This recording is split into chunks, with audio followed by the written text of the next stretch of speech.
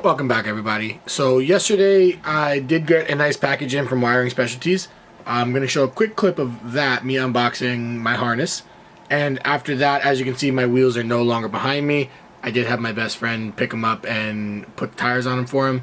He's a master tech at Volkswagen, and he did that completely for free. So thank you, Jalen. I really appreciate that. So let's get to that clip. Today is a very exciting day for me. It feels like just about a year ago I was in the same situation where I had my Wiring Specialties harness delivered to me on my SR20. It was a great feeling, got the SR running and everything, and realizing it wasn't the build for me, I guess we'd say, I decided to go ahead, sell everything of the SR, and go with something I've always wanted to do, which is now my LS swap, which is becoming a reality. So behind me I have my Wiring Specialties harness that just came in, and I'd like to go over that with you guys. So let's get to it. So, get this open. Okay, so in order for me to run the S13 transmission inside of my chassis, I had to get this this interface. So what it does is it plugs into the harness. I believe it comes pre-wired for the harness already.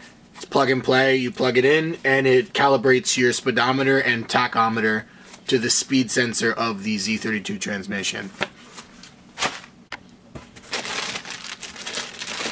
Next we've got two Denso, what are they called again? I'm drawing a blank, but the what goes on the AFR sensors? I literally can't think right now. So O2 sensors, that's what they are. I got two brand new ones of those. Anything else before the harness? I've got my coolant temp and oil temp adapters. This is something that I'm really happy for. It didn't come in my SR swap one, but this little grommet that would go on the end of the harness itself to block any water or anything from coming in. I had to use my stock one and had to cut it up for the SR, but this, as little as and unimportant as it seems, I'm really happy to have had this included in this harness. And now for the most exciting part, especially because I had this custom made for my car, is the harness itself, and it's humongous. Where do I start? Okay. So right off the bat, everything's pre-labeled as to where it's going to go. So that's a nice touch, as you can see the little tabs there. I want to say these are all your fuse box plugs. My fuse box is tucked, so I don't have to worry about these being seen. They'll be under the dash as well. Your ECU. On this end, you got your two prongs for your ECU. It comes with its own built-in little relays. Oh, haha, that's sick.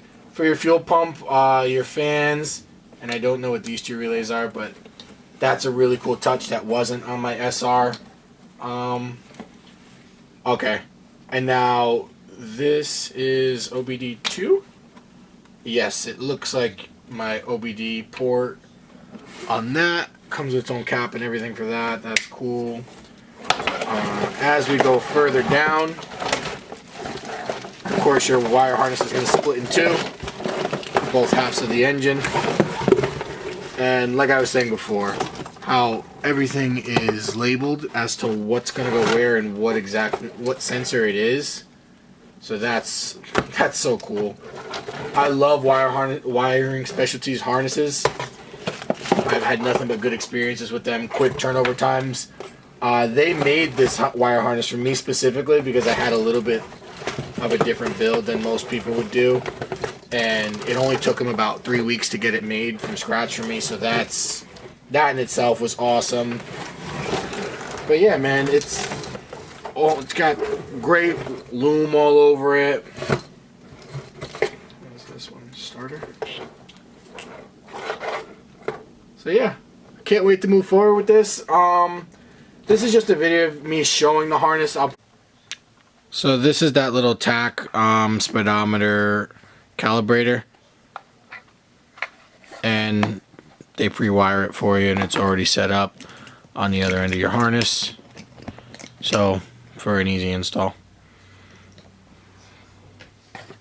Very cool.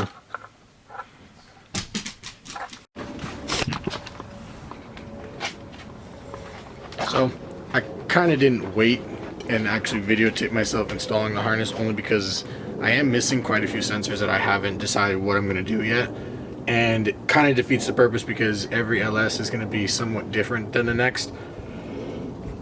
So people might have the same sensors that I do or do not have. So I'll show you the inside of the engine now with the harness installed, and so you can see some of that quality. So I've got my harness fed in through here. I did have to make a little cut on the back to fit through one of the bigger plugs, but that grommet's all in there, all nice.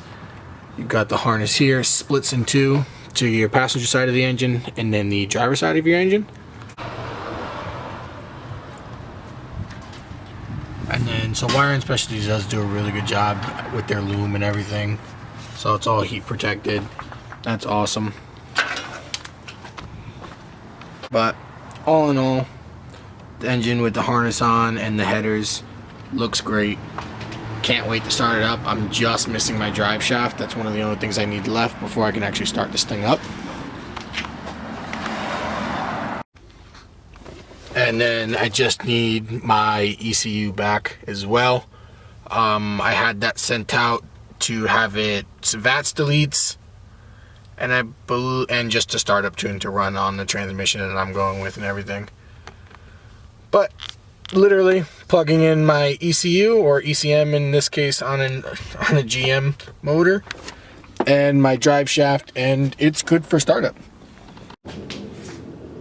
And then once again, thank you Jalen for this.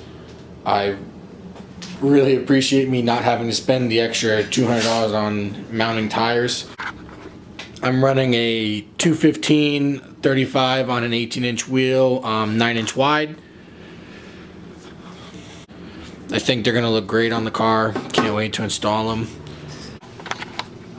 For those of you that are new to the channel and you're seeing this video, I did paint some Z32 calipers. I never actually showed the finished product of them, but they came out amazing. In about a week or so, once it starts to warm up a little bit here in New Jersey, I have my rotors, brakes, dual caliper setup. I've got rims with wheels on them, wheels with tires on them now. So I got a lot of work coming on the car, and I can't wait to see how it comes out. But if you've gotten this far, as always, thank you for watching. Don't forget to like, comment, and subscribe below. And stay tuned for my next video. Catch you guys later.